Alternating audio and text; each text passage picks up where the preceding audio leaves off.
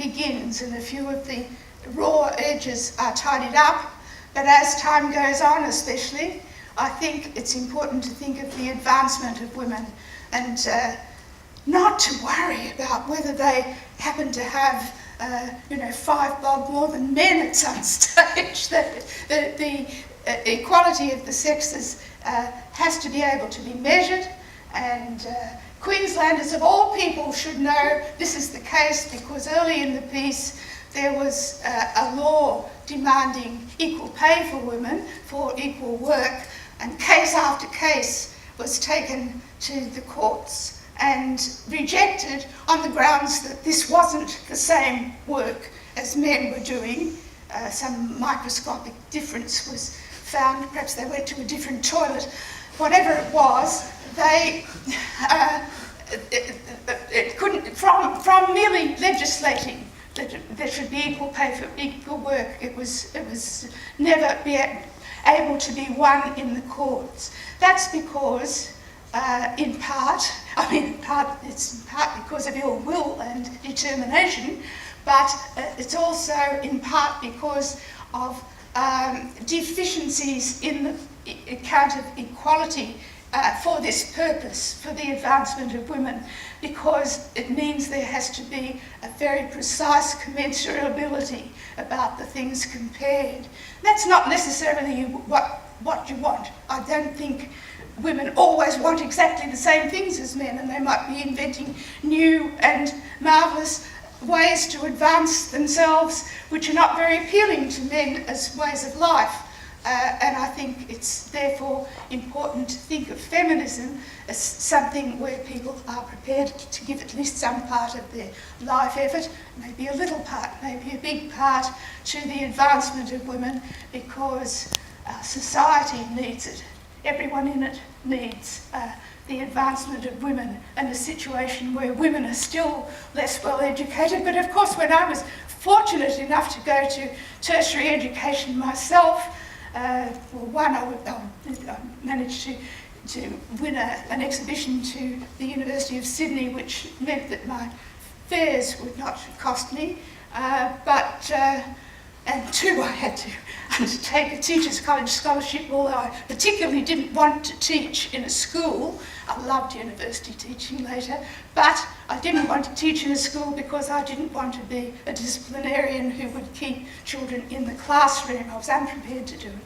So I acquired an enormous debt for after university, of course, because I refused to go on to do that, and the result of that was that there I was, both absconding from this undertaking and owing a large amount of money. And this makes me very sympathetic with students here who are totting themselves up large debts, because of course the payment of the debt comes at the time when young people are trying to put a bit of money together, maybe to buy a house, maybe to do something else in their even further education, but it's a very bad thing, believe me, because I've been through it.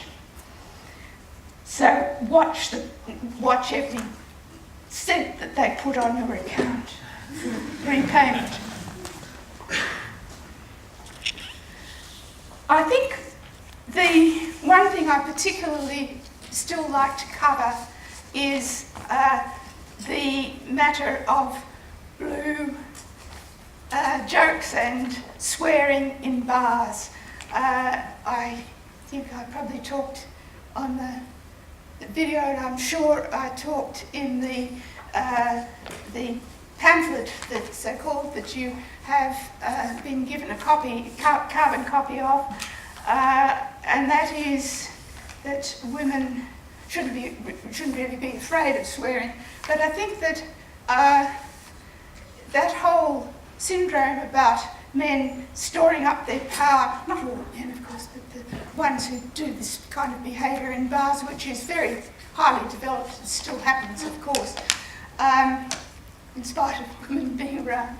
But the idea behind all that is that there's not only have men power over sex, but it's a secret power because they're not allowed to explode in front of witnesses, and it's very bad show to swear in front of remember the man in the video who didn't want to let a swear word pop out if women were in a bar because that was very bad form. But he didn't mind doing it behind women's back, and the force of the swear word on the girl or woman was to disgrace her. She was disgraced that she had allowed a situation where that could happen. And of course this was a time when sexual ignorance was encouraged.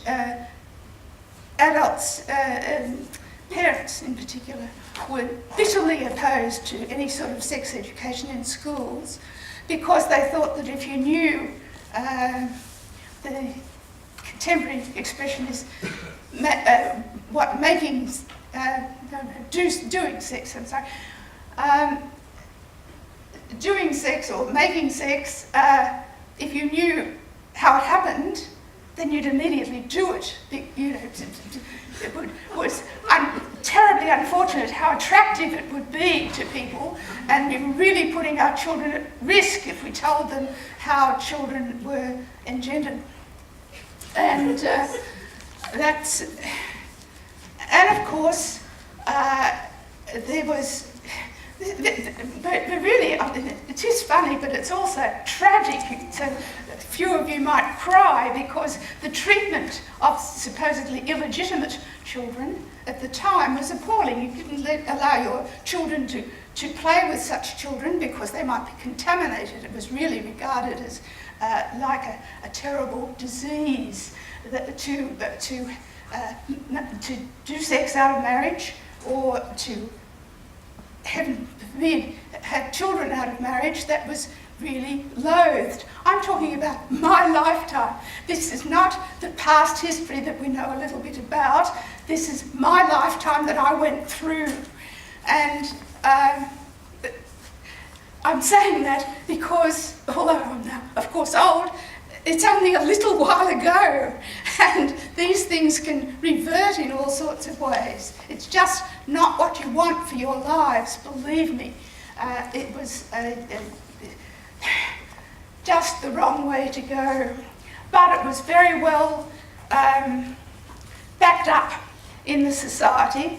If you did have sex outside marriage, and you decided to live together without marriage, something that doesn't happen now, happened then, you were actively persecuted throughout the society. You couldn't get a place to live, not without pretending and getting a tin ring and so on, you know. You couldn't live, you couldn't find somewhere to live. There was a great pastoral housing shortage on top of that, but that was an added extra nastiness. And you certainly couldn't have children, but you couldn't associate with other people. You were shunned, and so in work, in accommodation, and in reproduction, you were hemmed in a really iron way, because the whole of the social system and legal system was designed to funnel you into the household. That was not what you wanted either. So, and of course it was in the Equal Opportunities for Women Association, every recommendation that we made, we would produce a research paper to be distributed or available around that issue. And one thing that was continually claimed was that we would be harming our children should we work while we were out at work and having money, you know, women money. And then and it became quite evident that women wouldn't just leave because they had other children, but if they could go back to their work, they would do so because they valued the work and they were actually more steady than male employees in the statistics that we managed to find. And we collected stories about people's the harm that people had suffered through the marriage bar, individual stories. This was the beginning of the personal is political. And we published a collection of stories. There seemed to be some mythology in the higher ranks and in parliaments and public office that it wouldn't hurt women to fire them. I had a good job at the time that I had to confess to my marriage, which I'd been concealing for 3.5 years because I was halfway blown up with my first child, and so I would have to either admit to that or be fired for moral dereliction. So it really was very hurtful. This was a job with futures. The third authority line in the ABC structures had his opposite mine, and he had had that job at the beginning of his career. So this was a career job, and I had to get away from it because I had a child.